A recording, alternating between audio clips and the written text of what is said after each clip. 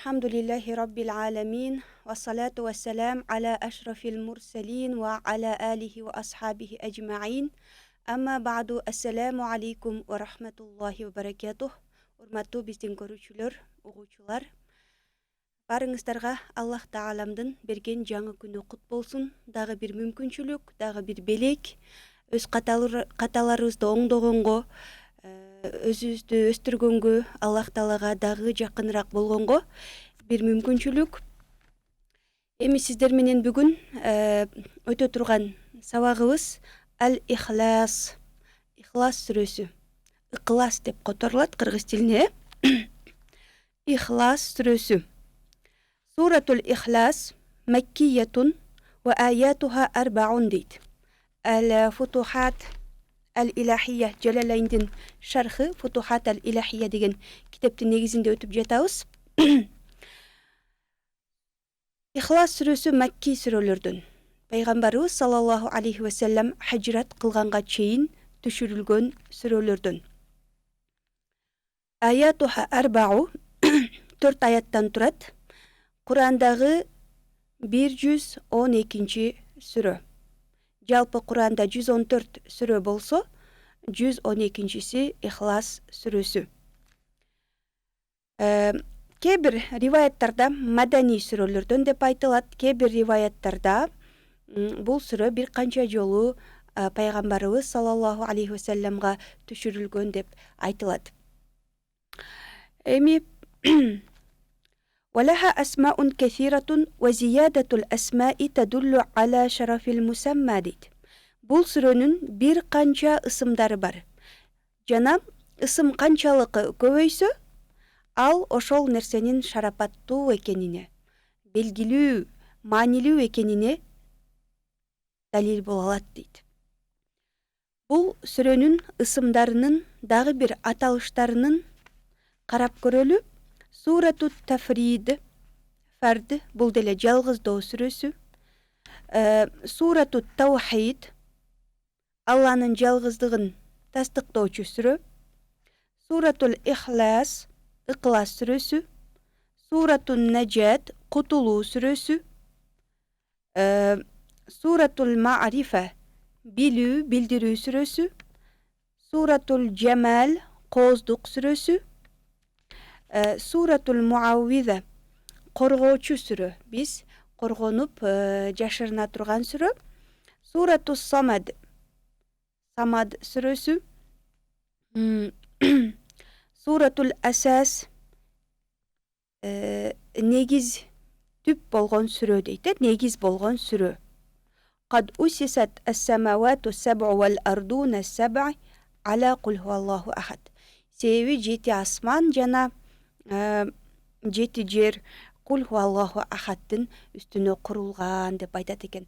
Бул дүйнөнүн бардык жашообуздун, бул дүйнөгө пайда болуубуздун максат бул кул хуаллаху ахад сүрөсүнүн маңызын түшүнүү деп дагы айтат экен.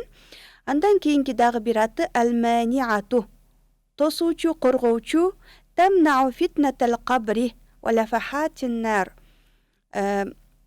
Кабырдын фитнасынан, кабыр азаптарынан жана оттун жалындарынан, тозоктун жалынынан куткаруучу сүрө дейт. Суратул Мухтадар, чогулуучу сүрө, чогултуучу сүрө.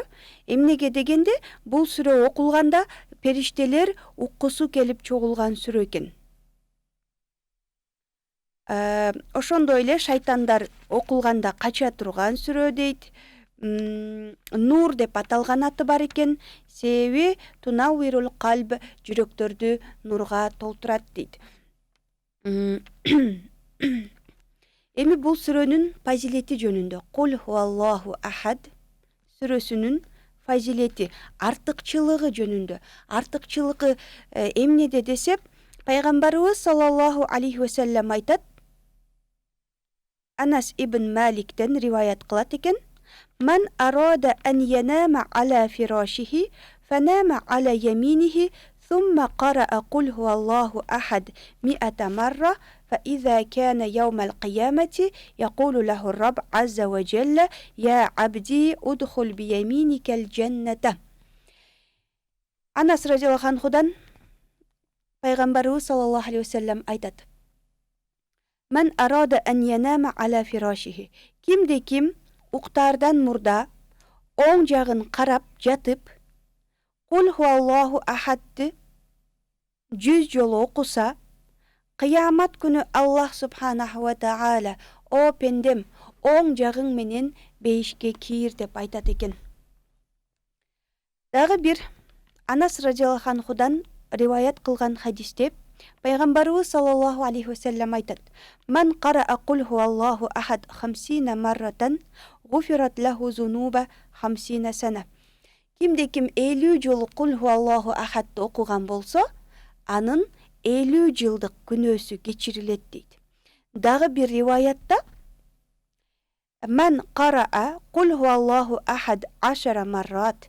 Kimde kim kul huvallahu ahad'ды 10 jolu okusa, ahad 11 jolu okusa, buniye lahu qasrun fil cennet, ağa beyişte bir üy kurulat deyt. Ve men qara'aha 20 marratan. Kimde kim 20 jolu okusa, buniye lahu qasrani fil cennet, ağa beyişte 2 üy kurulat.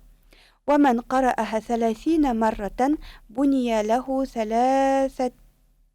thalathatu qusurin fil cenneti, ağa beyişten 3 kasır kurulat deydi. Qala Ömer ibn Hattab radiyallahu anhu. Uşul hadiste aytqanda Ömer ibn Hattab radiyallahu anhu aytqan eken. İzan taksuru qusuruna. Анда биздин men kasırlarыбыз көбөйөт экен да, мен көбөйтүрөм ya Rasulullah degende Allahu awsa'u min zalika ya Ömer. Allah ова көбөйтүп берүүчү. Allah'tın kazınası kenin dep Peygamberimiz sallallahu aleyhi ve sellem aytkan eкен. Эми бул сүрөнүн фазилети жөнүндө дагы Peygamberimiz sallallahu aleyhi ve sellem aytat. Ayacizu ahadukum en yaqra'a fi leyletin sulusal Kur'an feşakka zalike aleyhim. Sizlerden biröңөр bir түндө эле Kur'andын 3'tөн 1'in okuy alasыңарбы деп сураганда Ayyuna yutiqu zalike ya Rasulallah. Буга кимибиз кадыр болмокпуз, колубуздан келбейт да ya Rasulallah десе Peygamberimiz ayткан Kul huvallahu ahad sulusal Kur'an. Kul huvallahu ahad Kur'andın 3'tön 1'ine tete bolgon сүрө дейт. Demek kimde kim Kul huvallahu ahad'dı 3 jolu okusa, Kul huvallahu ahad'dı 1 jolu okusa, Kur'andın 3'tön 1'in okuganday sooп alат. Kimde kim 3 jolu okusa, Kur'anды толук okuganday sooп alат экен. Эмне үчүн бул сүрө, İhlas сүрөсү Kur'andın 3'tön 1'ine tete bolgon сүrö? Emne үчүн dese, Kur'an özü negizi 3 çoğun bölüktön turat deydi. İ'tikad, işenimdir, ahkam, aramca adal degen ökümdür, vel kısas, kıssa okuyalardan turat deydi. Oşonun birösü i'tikad, işenimdir, Kul huvallahu ahad sürösü jalan gana Allah subhanahu wa ta'ala'nı tanıtkan, i'tikad işenimge baylanışkan, толук işenimdi kamtıgan sürölördün biri deydi. Oşondo ele Peygamberimiz sallallahu aleyhi ve sellem fajr namazında, tankı bağımdat namazında, sünnötündö 1. reketinde Kafirun sürösün okusa, 2. reketinde İhlas sürösün okuçu eken. Bul sürö Estaizu billah Kul huvallahu ahad. Aytqın o Muhammed. Huvallahu ahad. Al Allah jalgız. Allahu samed. Allah samad beymuhtaç. Ağa barı muhtaç. Al eç kimge muhtaç bolbogon zat. Lem yelid. Tuğbayt. Velem yulad. Tuğbayt. Velem yekullahu kufuven ahad. Jana ağa okşoş. ага тең келген эч бир нерсе жок деп айткан дейт. Бул сүрөнүн түшүү себеби кандай? Bir жолу пайгамбарыбыз саллаллаху алейхи вассаламдан суила саллаллаху алейхи вассалам. Пайгамбарыбыз суралды дейт. Васаиллаху Курайш. Курайш эли. Өзүнүн уруусу болгон Курайштан мушриктер сураптыр. Инна алихатана 360 ولم تقضى حوائجنا فكيف بواحد. Сен Аллахты жалгыз дейсиң. Бирок биздин кудайларыбыз 360 кудайыбыз бар. Бирок биздин ажатыбызды аткарып жетишпейт. Толук аткара алышпайт. Сен каяктагы бир кудайды сүйлөйсүң. Бир кудай кантип аткарсын? Ма сифату роббик. Сенин Роббиңдин сыфаттары кандай? Хал хуа мин нухасин, ал жезденби? Ау мин захабин, алтынданбы? Ау забаржедин, же хризалиттенби? Ау кейфа хуа, же кандай? Деп сурашкан экен. Ошондо Аллах Таала пайгамбарыбыз саллаллаху алейхи вассаламга ушул сүрөнү түшүрүп айткан. Менин ким экенимди аларга жеткиргин дейт. Алар өздөрүнүн кудайларын кымбат баалуу таштардан, же жөнөкөй эле таштардан, бутактардан, жыгачтардан, мөмө жемиштерден жасашып, курсактары ачса, аны отун кылып иштетип, жеп алышып, казандын астына койгон очок кылып жасашып кете беришкен. Аллах субханаху ва таала өзүн кул айткан, буйрук. Бул баары эми бизге буйрук болуп калды. Бул буйрукту жөн эле угуп коюп олтура берүү болбойт. Биз туруп бул буйрукту аткарып башташыбыз керек. Айткын дедиби? Болду, менин жүрөгүм таза, жүрөгүмдөн эле Аллахка ишенем деп олтура берүү болбойт. Айткын. Аллаху хуаллаху ахад. Хуа ал. Аллах жалгыз. Айтса болмок, айт Аллах жалгыз деп. Бирок Аллах субханаху ва таала бул жерде айткын ал Аллах жалгыз. Эмнеге бул жерде ал хуа деген ататооч келди десе, домиру ша'n, урматтуулукту, кадыр барыкты билдирүүчү дамир бул дейт. Өзүнүн мурдагына кайтпаса, өзүнүн мурда айтылган сөздү далалат кылбаса, анда бул дамиру ша'n. Айткын ал Аллах жалгыз. Ал деп Аллах Тааланын улуулугун, шарапатын көрсөткүсү келип жатат. Эми бул сүрө Курандын 3/1 тете болгон сүрө дейт. Эмне үчүн десе дагы бир жери, биз жашообуз аралыгында көптөгөн суроолор оюбузга келет. Башыбызга келет. Мен киммин? Мен кайдан келип жатам? Мен кайда барып жатам? Мен кантип жашап жатам? Кантип жашашым керек? Эртеңим эмне болот мен билбейм да келечекти деген түрдүү суроолор башыбызга келгенде, кул хуаллаху ахад. Мунун баарын жообун жалгыз болгон Аллахтан табасың. Сен Аллахты таанысаң, бардык суроолоруңа сен жооп дагы табасың деген мааниде дагы келиши мүмкүн экен. Кул хуаллаху ахад. Айткын ал Аллах жалгыз. Аллах деген ким? Аллах деген алаха, сыйынды деген сөздөн алынып исмул маф'ул болуп, илах, фиал, сыйынылган зат деп которулат. Мунун мастары илах, сыйынылган зат. Анан илах, сыйынылуучу зат, сыйынылган зат, ибадат кылынган зат, же ибадат кылууга татыктуу зат деген сөз илахун.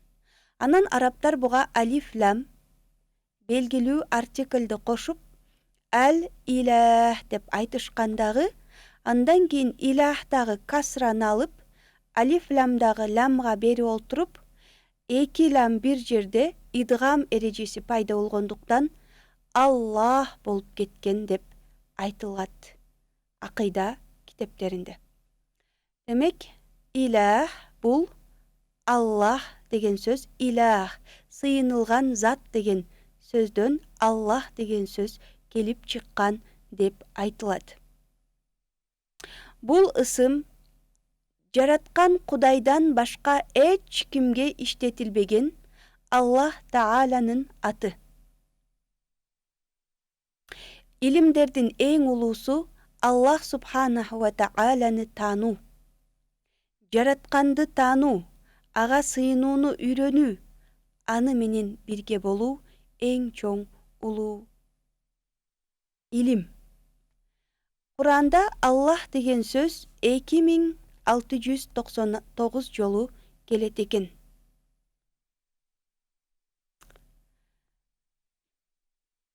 Кандай суроолорубуз болбосун, кандай маселе болбосун, кандай муктаждык болбосун, биз акыр аягында келип Аллах Таалага токтойт экенбиз. Ошондуктан Аллах Тааланы үйрөнүү, бул дүйнөнү өзүбүзгө жеңил кылуу бизге абдан зарыл. Аллах Тааланы тааныбай өтүп кете берсек эмне болмок? Аллах Таала бизге муктаж эмес, биздин ибадаттарыбызга муктаж эмес, биздин мактоо алкыштарыбызга муктаж эмес. Ал баардык ааламдын кожоюну. Кожоюн өзүнүн мүлкүн каалагандай иштетүүгө акысы бар. Мен мисалы ушул мүлкүмдөгү ручканы кааласам жазам, кааласам коем, кааласам сумкама салам, кааласам таштандыга ыргытам. Биз баарыбыз Аллах Тааланын мүлкү экенбиз. Аллах Таала биз менен каалагандай кылууга акылуу. Аллах Таала эч кимге анын натыйжасын жооп бербейт. Эмнеге мындай деп биз өзүбүздөн төмөн инсандан сурайбыз. Бирок Аллах Субханаху ва Тааланын жогору болбогондон кийин биз Аллах Таалага эмнеге мындай кылдың? Эмнеге баары соо мен оорудум? Эмнеге баары бай мен кембагал болдум? Деген суроолорду биз бере албайбыз. Аллах Таала биз менен өзүнүн фазилети, артыкчылыгы, боорукердиги менен мамиле кылат же адилеттүүлүгү менен кылганыңа жараша мамиле кылат. Бул ааламдын жаратуучусу бар. Аллах Таала айтып жатат: "Кул хуа Аллаху ахад." Бул Аллах жалгыз. Бул ааламдын жаратуучусу бар. Башталышын жана аякташын ал зат гана билет. Эртеңки күнүбүздү жараткан Аллах гана билет. Бизди ырыскы менен, жерден өскөн чөп менен, мөмө менен, жемиш менен, дан менен Аллах Таала гана камсыз кылып турат. Адам өзүн жарата албайт экен. Перзентин жарата албайт экен. Перзентинин денесиндеги бир түктү жарата албайт экенбиз. Астыбызда турган жерди жарата албайт экенбиз. Үстүбүздө турган асманды жарата албайт экенбиз. Биз Аллахты таанууга, ушунун баарын жараткан Аллах менен бирге болууга өтө муктажбыз. Ушулардын баарын Аллахтан башка бирөө жаратты. Менин баламды паланчы жаратты деп айта албайбыз. Мисалы, бир бөлмөгө кирсең, кооздоп жасалып турса,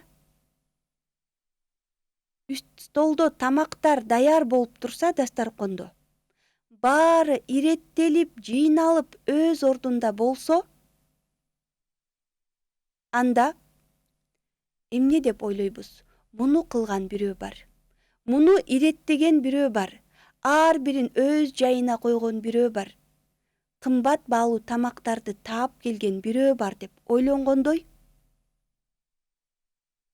айланабыздагы сан жеткис нерселер, заттар, табият өз иретинде турат. Күн өзүнүн чыгуусун бир мүнөткө да кечиктирбейт. Кеч калбайт, батуусунан кеч калбайт. Ушунун баарын иретке салган, Аллах жараткан бар деп мойнубузга алуубуз керек. Себеби кыйналган учурда, өлүм башыбызга келгенде, каттуу ооруп калганда, жатып калганда, күйүп жатканда, сууга чөгүп жатканда, атеист дагы «О Кудай, мени куткар» деп айтат да. Ар бир адам жүрөгүнөн болсо дагы ушул мен Кудаймын деген фараон чөгүп баратып, мен сага ишендим, мени куткар дейт экен. Ар бир адам Аллах Таалага кыйынчылык келгенде бар бир кайрылабыз. Биздин айлабыз жок. Ошондой затка биз муктаж экенбиз. Аны азыр бардык денебиз соо мезгилинде, кыямат күнү астына барып суроолоруна жооп берерден мурда мойнубузга алганыбыз жакшыраак. Эми Аллах Тааланын 99 ысымы бар. Пайгамбарыбыз саллаллаху алейхи ва саллям айтат: «Инна лиллахи тис'атан ва тис'уна исман». Чындыгында Аллах Таалада 99 ысымы бар. Миатин илля вахидан, 100гө бирөө гана жетпейт. Мен ахсаха дахалал жанна, ким ошону эсептесе, ким ошону жаттаса, амал кылса дейт. Шархында демек бейишке кирет. Сахих Бухари риваяты. Эми Аллах Таала Латиф деген ысымы бар. Аллах Таала мээримдүү, жумшак. Аллах Таала боорукер, жумшак, Рауф, боорукер болгондуктан, Латиф болгондуктан жамгыр үстүбүзгө чакалап эмес, тамчылап жаайт. Башыбыз жарылып кетпесин. Булардын үйлөрү бузулуп кетпесин деп. Аллах Таала боорукер, райымдуу, мээримдүү болгондуктан кичинекей баланын тиши түшкөндө укол жасабастан, башка кылбастан, оорутпастан акырын түшүргөн ким? Аллах субханаху ва таала. Аллахтын мухаймин, көзөмөлдөөчү. Күнү түнү назар салып, отко күйүп калбасын, сууга чөгүп кетпесин деп караган. Күнөөгө батып калбасын, дозоку болуп калбасын деп көзөмөлдөгөн Аллах субханаху ва таала бар. Аллах Таала Раззак, ырыскыларды берүүчү. Жерге өсүмдүктөрдү өстүрсөк, баарын өстүрүп, бизге мөмө кылып берүүчү.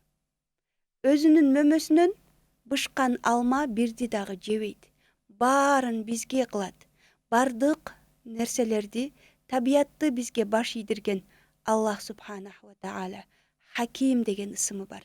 Данышман, Әл-Муайз, ызаттоочу, Әл-Музил, сени кор кылуучу, Кадир, бардык нерсеге кудуреттүү, Жемил, коос, Сабур, сабырдуу деген 99 ысымы менен белгилүү Аллах субханаху ва тааланы таануубуз шарт.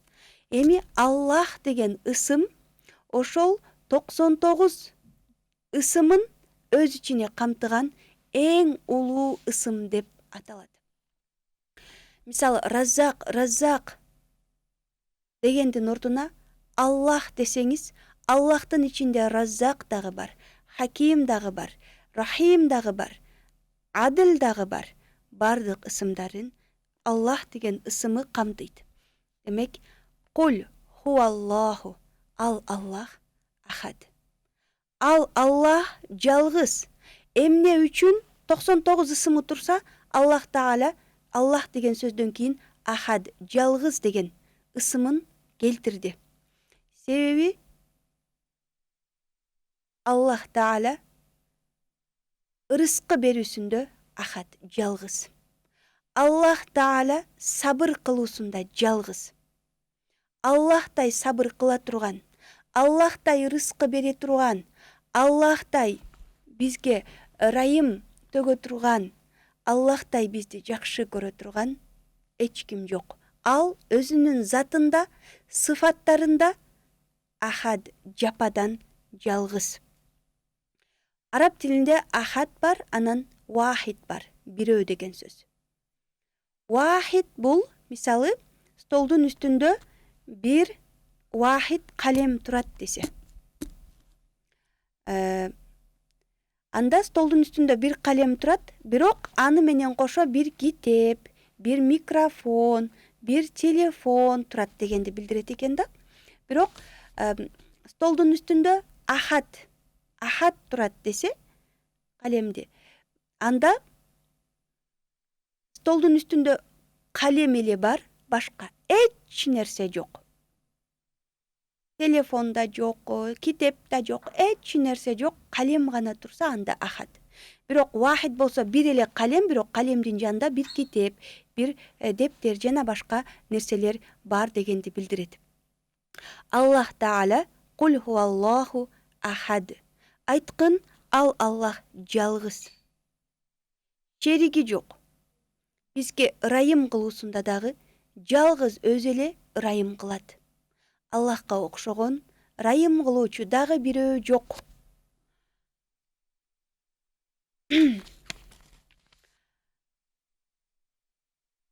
Куранда Анбия сүрөсүнүн 22 аятында мындай дейт да Аллах Таала: Астагизу биллах, лау кана фихима алихатун иллаллаху лафасадата. Фасубханаллахи раббил арши амма ясифун. Эгерде ааламда эки кудай болсо, анда бузулуп кетмек. Эки оп окшош боорукер болсо, эки оп окшош сабырдуу болсо, эки оп окшош каардуу болсо, анда бул аалам бузулуп кетмек. Аллах жалгыз өзү башкарган үчүн түбөлүккө тынч, эч кам санабай бул аалам турат. Ааламда баарын жалгыз Аллах берип жараткандан кийин ал затка гана кайрылып, өзүнөн гана сурап, Аллахтын күчүн, кудретин жүрөктөргө сиңиришибиз керек.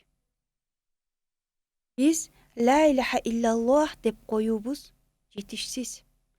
Бул ла илаха иллаллах, Аллахтан башка кудай жок деген сезимдер менен биз жашашыбыз керек.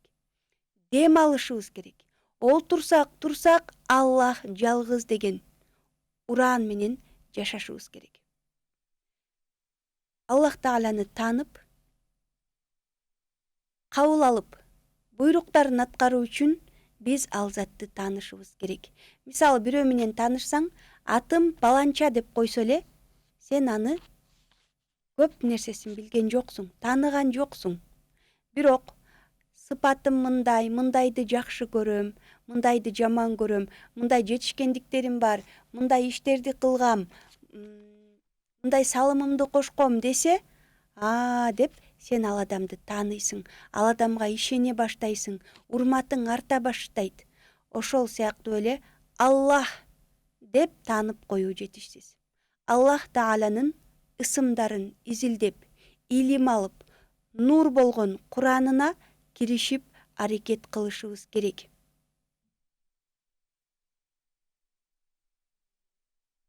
Кул хуаллаху ахад.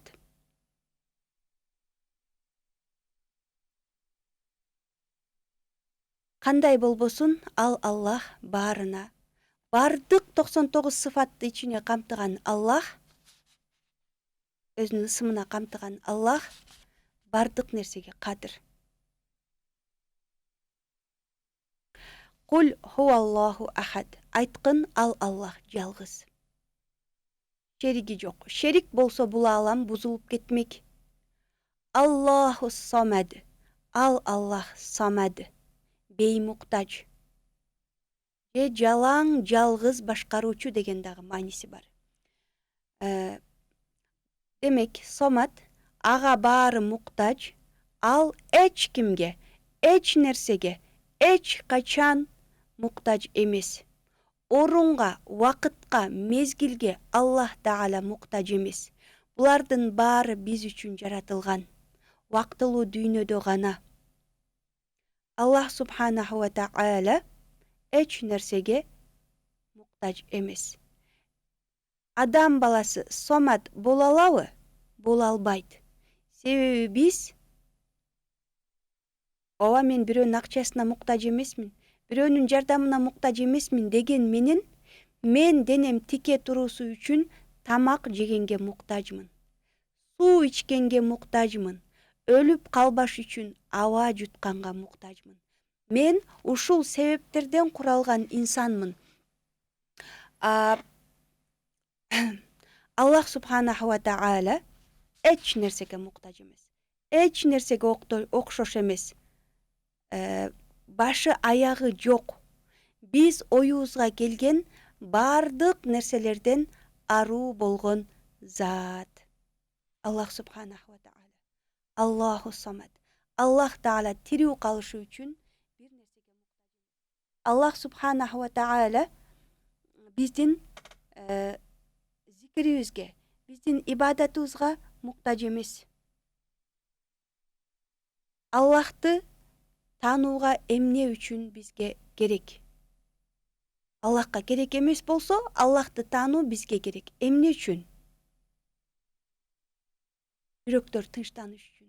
Бардык нерсени колубузга ушундай кармап алганбыз, мен башкарам деп кыйналып, жүктү көтөрүп, өзүбүздү өзүбүз оору кылып жатабыз. Отту кармайм десең, колуң күйөт. Шамалды кармайм десең, сен артынан кууп, колуңа киргизе албайсың. Ошол сыяктуу эле бул дүйнөдө, бул жашоодо баарын башкарам. Баары менин айтканымдай болуш керек. Балам менин айтканымдай гана чыгыш керек дей турган болсок, биз чарчайбыз. Бат эле ооруп, жыгылып калабыз. Аллахты тааныганда биз Аллах Таалага чын жүрөктөн өзүбүздүн жүктөрүбүздү тапшырганды үйрөнөбүз. Аллахты тааныган башка бирөөгө муктаж болбойт. Самат, биз баарыбыз Аллахка муктажбыз.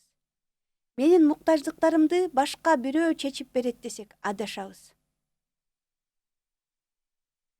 Аллах Тааланан башка эч ким биздин муктаждыктарыбызды чечип бере албайт.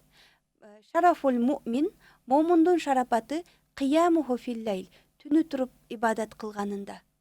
Ва айззуху, анын ызаты истигнауху аниннас, элдерге муктаж болбогондо, момундун урмат сыйы авири ашат экен.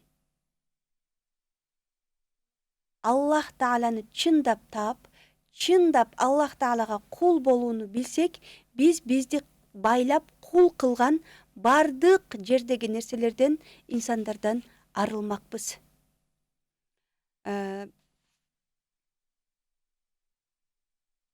Аллахтын жалгыздыгын моюнга алган күндө ал зат бизге сомат. Биз муктаж болгон, биздин муктаждыктарыбызды чечип берген затка айланат.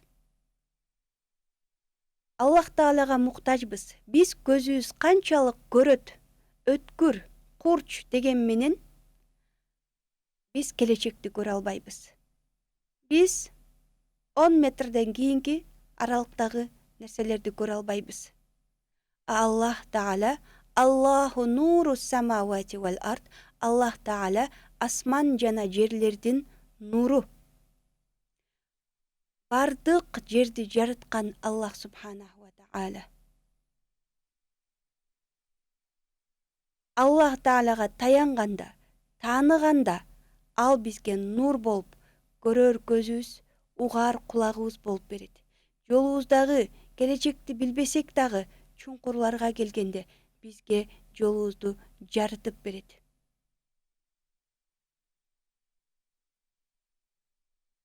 Биз өзүбүздү эч кимге муктаж болбогон Аллах Субханаху ва Таалага байлашыбыз керек.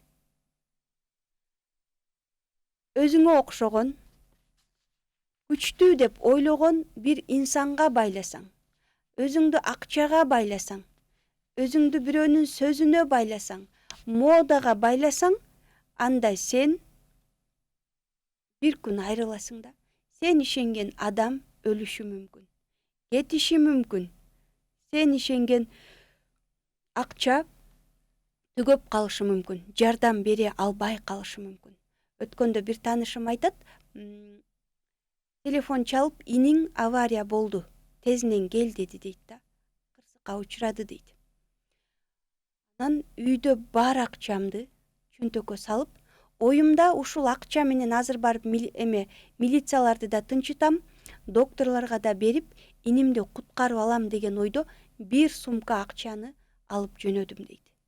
Бирок барсам, иним каза болуптур, мени жаман болбосун деп кырсыкка учурады, каза болгонун айтышпаптыр дейт да. Ошондо акча менен ушундай зыркырап калып кеттим дейт.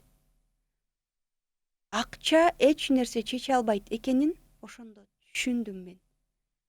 Деп Аллахка кайра кайтып намазын окуган бир эже менен ушинтип сүйлөшүп калдык да. Демек, өзүбүздү Аллах Таалага байлаш керек. Ишенген акчабыз керек маалда жардам бере албай калышы мүмкүн. Ишенген адамың бир күн көзү жумулуп же сени таштап кетип калышы мүмкүн. Аллах Таала инсанды мукаррам, ушунчалык урмат сыйга татыктуу кылып жаратты. Анан өзүңдү сени жаратканга эмес, башкаларга арнап кылбашыбыз керек да. Мисалы, суу топурак үчүн, топуракка сиңет.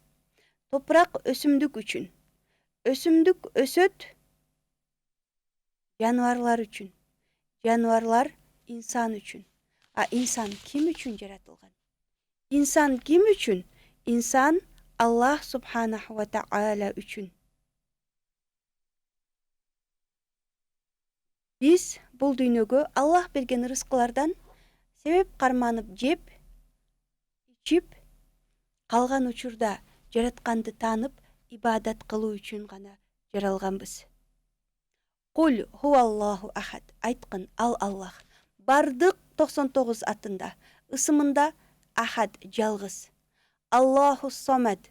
Ага баары муктаж. Ал эч кимге муктаж эмес. Биз бар болуп туруш үчүн бөйрөк, жүрөк, боор, кол, бут деген мүчөлөргө муктажмын. Аллах Таалада мүчө жок.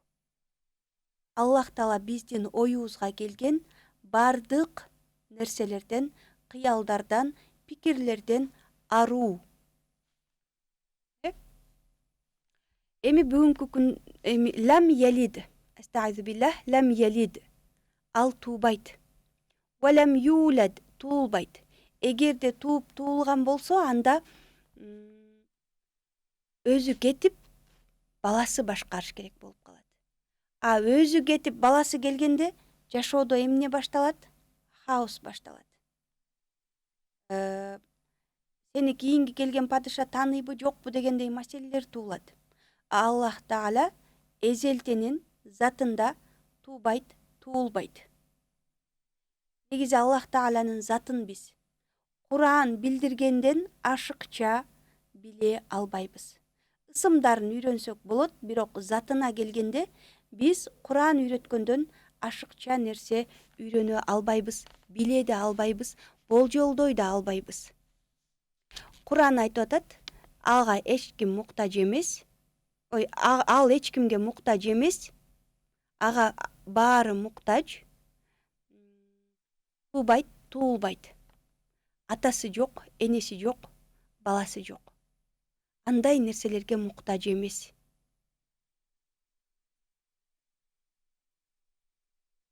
Аллах Таала мүлкүндө каалаганын кылуучу, эгер кыла албай калса, анда ал Кудай болмок эмес да. Ошондуктан жашообузда болгон бардык нерсе бул жалгыз. Баласы жок, атасы жок. Аллах Субханаху ва Тааланын колунда деп түшүнсөк болот экен. Биз бүгүнкү күндө ойлоп жатабыз. Биз сыртыбызда ла иляха иллаллах деп намаз окуган менен мусулмандар көпчүлүк учурда биз көпчүлүк учурда биз ичибизден башка күчтүүрөөк нерсеге ишенип атабыз. Акча күчтүүрөөк, акча чечет деп Аллах Таалага кайрылып дуа кылгандан эринип атабыз. Эмнеге дуа кылбайбыз? Ордуна коюп, Аллахтын берерине ишенбейбиз. Аллахтын күчтүү, кудуреттүү, ага окшогон күч, кубат жок экенине ишенбейбиз. А бирок сиз сураганда инсандар бүгүн жакшы көрсө, эртең жаман көрөт. Аллах Субханаху ва Таала гана бизди эч бир себепсиз сураганыбызга сүйүнөт. Сурабай койсок, Аллах Таала жаман көрөт бизди. Ошондуктан өзүбүздү кичипейил кылып, Аллахым мен киммин? Бир өзүмө каш жасай албаган, көз жасай албаган, бир түк жасай албаган алсыз bir insanмын деп мойнубузга алып, Аллах Субханаху ва Таалага биз кайрылышыбыз керек болчу. Жана Нух алейхиссаламдын окуясында дагы Нух алейхиссалам Аллах Тааланын буйругу менен кеме жасап, андан кийин бир күн ошол кемесине Аллах Таала сууда жасап берет. Анан бир мезгилде топон суу каптай баштайт жер бетин. Толкундар келе баштайт. Асман жерден бүт суулардын эшиктери ачылып, суулар жаай баштайт. Ошондо Нух алейхиссалам уулуна «Я бунайя иркам ма'на». Биз менен кошулуп, кемеге олтур, кемеге чык дейт. «Вала такун ма'ал кафирин». Капырларга окшобо. Аллахтын кемесине чык. Аллахка кел, Аллах куткарат десе, «Кала саави иля жабалин». Мен тетиги тоого барып, кутулуп алам деп тоону карап качат. «Ясимуни минал ма». Бул топон суудан мени тоо куткарат. Дегенде атасы, «Кала ла асимал яума мин амриллах». Аллахтын буйругунан куткара турган бүгүн эч ким жок, сени Аллах гана куткарат. О балам десе дагы райым кылгандар гана кутулат деп айтса дагы, баласы эмне деди? Жок, мени тоо куткарат. Биз дагы бүгүнкү күндө ушундай болуп атабыз. Нух алейхиссаламдын баласын тоо куткарган жок. Топон сууга чөгүп өтүп кетти. Каза болду. А биз бүгүнкү күндө ла иляха иллаллах дейбиз дагы, ооба, жалгыз Аллахка ишенебиз деп, бирок башыбызга кыйынчылык келсе, биринчи кимге чуркап атабыз? Докторго каттуу ишенип атабыз. Биз акчабызга каттуу ишенип атабыз. Инсандарга ишенип жатабыз. Жасаган нерселерибизге ишенип кетип жатабыз. Бирок чыныгы акыйкат, чыныгы күч Кул хуаллаху ахад, жалгыз Аллахтын мойнунда.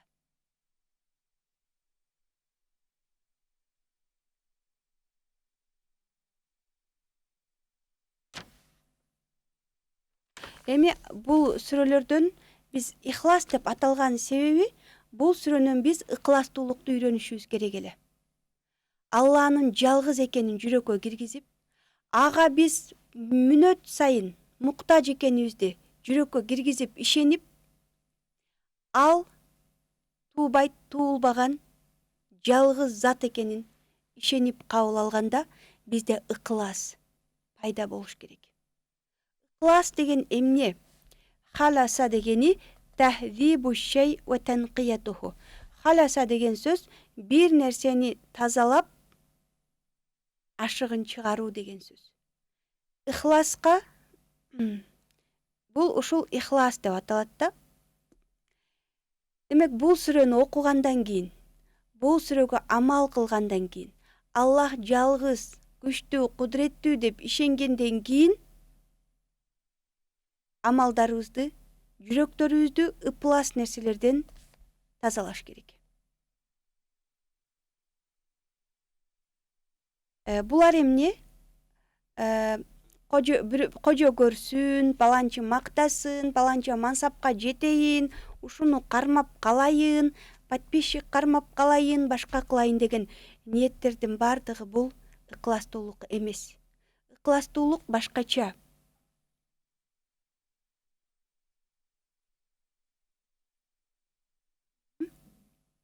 Ыкластуулук бул кыймыл аракетиң менен, сөзүң менен, жасаган иштериң менен Аллахтын жалгыздыгын гана, Аллахтын ыраазычылыгын гана ниет кылуу бул ыклас. Бассак Аллахтын ыраазычылыгы үчүн, сүйлөсөк мен Аллах ыраазычылыгы үчүн ушул сабакты өтөм. Күйөөңө тамак жасап берсең, Аллах ыраазычылыгы үчүн мен жасап берем. Балдарды караганда Аллахым сенин ыраазычылыгың үчүн мен бала караймын дегенде гана бизге ыкластуулук кирип, биздин абалыбыз оңолот.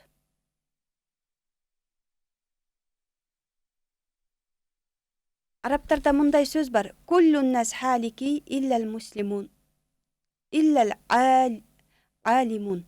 Бардык адамдар кыйроого учурайт, бир гана аалымдар, бир нерсе билген илимдүүлөр учурабайт. Ва куллул алимуна халики иллал амилун. Ал эми бардык ошол билүүчүлөр, аалымдардын дагы баары кыйрайт, бир гана амилун, амал кылгандарынан башкасы. Амал кылгандарынан башка баары кыйрайт. Ва куллун нас халики иллал мухлисун. Жана ыкластуулардан башка баары кутулуп албайт дейт да. Демек, аалым болсоң эле бейишке кирбейсиң, амал кылсаң эле эмес, ошону ыклас менен кылганда, биз дүйнө канчалык узун болбосун, түн канчалык узун болбосун,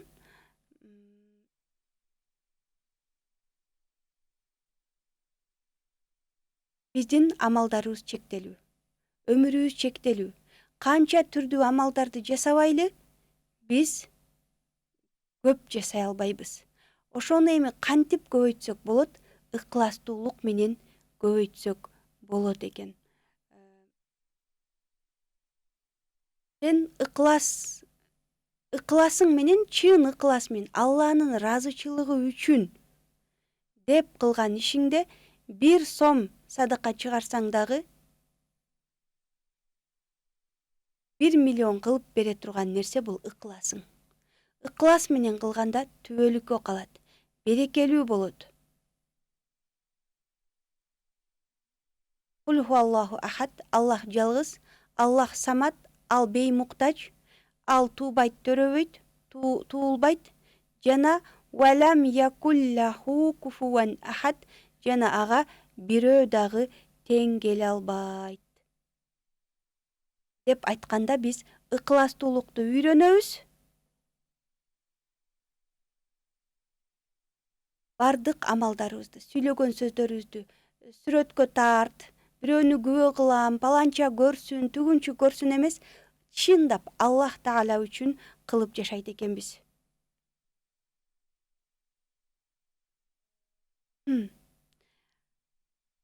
Муса алейхиссалам Аллахка кандай ишенген? Деңиз жака кач десе деңизге качып, деңиздин жээгине келип, бул жагы деңиз, арты душман Фираундун аскерлери болуп турганда дагы Аллах Таалага ишенип, Муса алейхиссалам инна маи робби саяхдин, мени хидаятка баштаган Кудайым барго деп туруп, Аллахтын буйругу менен деңиз ачылып куткарылды. Иса пайгамбар, Ибрахим алейхиссалам отко 3 күн ташталып, кызытылган отко күйгүзүлсө дагы денеси эч нерсе сезбестен, күйбөстөн кайра чыкты. Демек, биз дагы Аллах жалгыз деп, жалгыз Аллахка гана муктаждыгыбызды билдирип, Аллахтан гана сураганда, инша Аллах, Аллах Таала бизге жеңишти бат эле алып келет.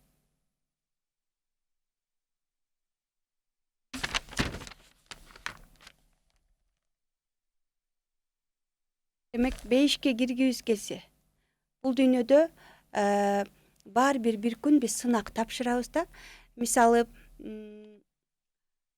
университетке тапшырган студенттер канчалык жыргабасын, канчалык сынакты унутканга аракет кылбасын, госэкзаменди канчалык четке кагып, ойноп, жыргап, бийлеп жүрүшпөсүн, булар канчалык танган менен экзамен жок болуп кетпейт. Сөзсүз университеттин мыйзамы боюнча сынактан өтүлөт. Ошол сыяктуу эле биз дагы канчалык акыретти, Аллахты четке какпайлы, Аллахка жолуга турган күн келет. Ар бир кылган ишибизге жооп бере турган күн келет.